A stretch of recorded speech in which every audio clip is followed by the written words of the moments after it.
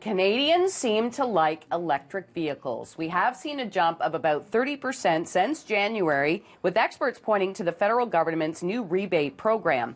Now, Ottawa wants 10% of all cars to be zero emission by 2025, 30% by 2030, and 100% of sales by 2040. So in an effort to make that happen, on May 1st, the federal government started offering rebates of up to $5,000 on the purchase of some electric vehicles.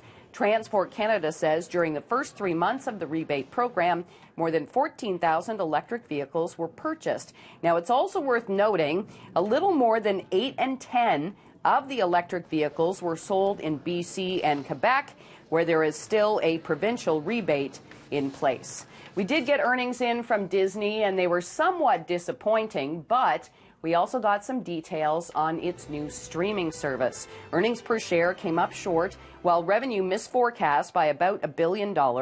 Now, the streaming service is set to launch in the U.S. in November. It will cost $7 U.S. a month. That's a lot cheaper than Netflix. There is no specific date for a launch in Canada as of yet. This is my house. I have to defend it. And Disney also looking at a reboot of Home Alone. Yes. A study in the U.S. shows 1 in 6 teens and tweens now have a credit card. The 2019 Parents, Kids and Money survey by T. Rowe Price also shows about the same number of young people, or 19%, also have a checking account.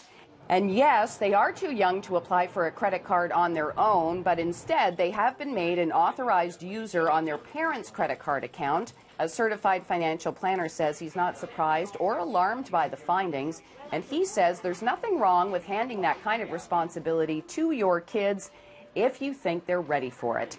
And it turns out McDonald's new paper straws, which are intended to protect the environment, are not recyclable. The straws were introduced in the UK and Ireland last year, and unlike the plastic versions they replaced, the paper straws cannot be processed by recyclers because they are too thick. Now, people were already not impressed with these straws, saying on social media they become soggy in drinks.